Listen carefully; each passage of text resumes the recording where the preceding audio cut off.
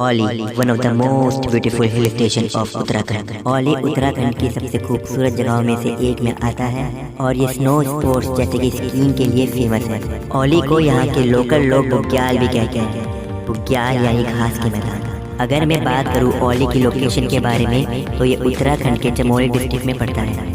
औली आने से पहले आप लोगों को रास्ते में जोशीमठ सिटी भी पड़ेगी, जहाँ पे आप लोग आराम से स्टे भी कर सकते हो और यहाँ से रोप वे के थ्रू आप लोग सीधे औली भी आ सकते हो। लेकिन यदि आपको रोप वे के थ्रू नहीं आना है तो आप लोग बाय रोड भी औली आ सकते हो, जो कि आपको यहाँ से 12 से 16 किलोमीटर का रास्ता पड़ेगा। लेकिन सबसे पहले हम बात करेंगे कि औली और जोशीमठ आने के क्या क्या तरीके हैं, कि किन किन रास्तों से हम यहाँ पे पहुँच सकते हैं।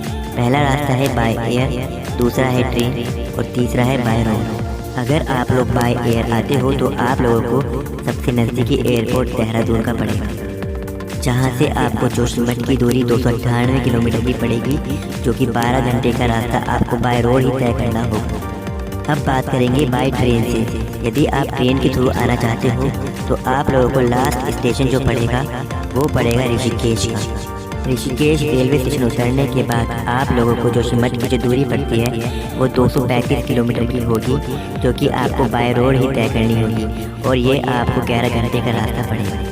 और अब हम बात करेंगे बाय रोड की। अगर आप बाय रोड आते हो तो सबसे पहले आप लोगों को दिल्ली से हरिद्वार, हरिद्वार से ऋषिकेश और ऋषिकेश से जोशीमठ की दूरी आप लोगों को तय करनी होगी और ये पूरा डिस्टेंस आप लोगों को 450 से 500 किलोमीटर का पड़ेगा, जो कि आप लोगों को लगभग 2 दिन में कवर करना होगा। अब हम बात करेंगे कि जोशीमठ से औली कैसे पहुँचा जाए। जोशीमठ से औली जाने के 2 तरीके हैं। पहला तरीका है बाय रोड और दूसरा तरीका है रोप वे।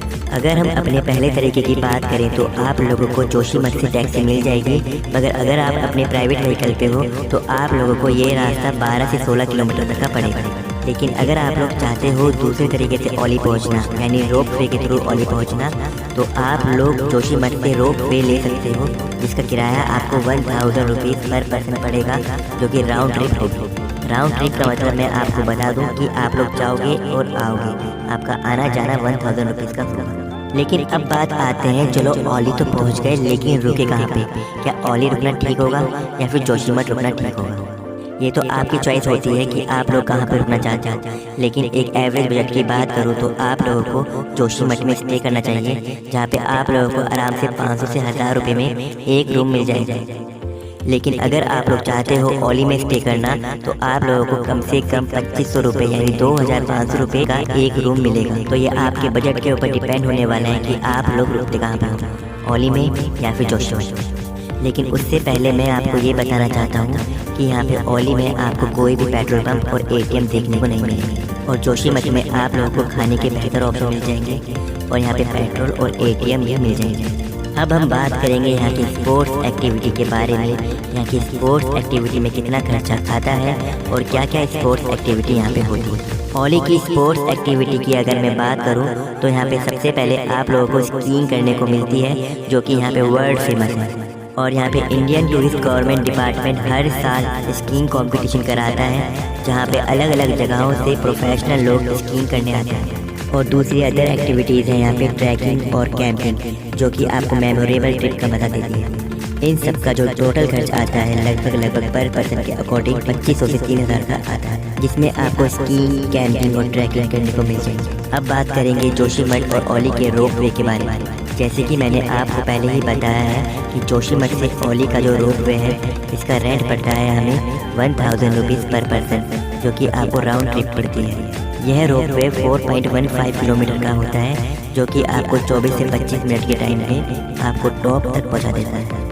इस रोप वे में आप लोग एक केबल कार के थ्रू सफ़र करते हो, जिसकी कैपेसिटी 25 लोगों की होती है और जो कि 1950 kg का वेट यानी 1950 kg का वेट लेके जाती है और इसकी स्पीड 3 मीटर पर सेकंड की होती है। और अगर अब मैं बात करूँ यहाँ के फेमस अट्रैक्शंस के बारे में, तो यहाँ का सबसे पहला अट्रैक्शन आपको पड़ता है यहाँ की आर्टिफिशियल लेक।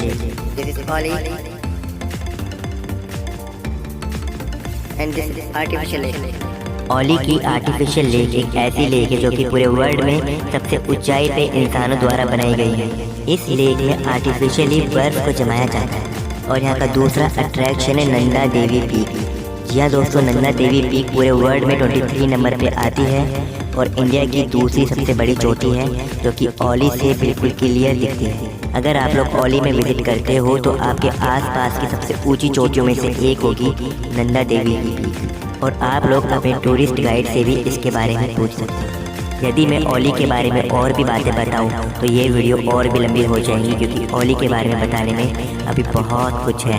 और अगर आप लोग वो बातें जानना चाहते हो तो प्लीज़ कमेंट कीजिए कि ओली के बारे में और बताइए। और अगर मैं ओली ट्रिप के खर्चे के बारे में बात करूं तो इसका खर्चा लगभग आप लोगों को 5 से 6 हज़ार रुपये पड़ जाएगा, जिसमें आप लोग यहाँ पे पूरा इंजॉय कर पाओगे, स्टे कर पाओगे और अच्छे से यहाँ पे घूम पाओगे।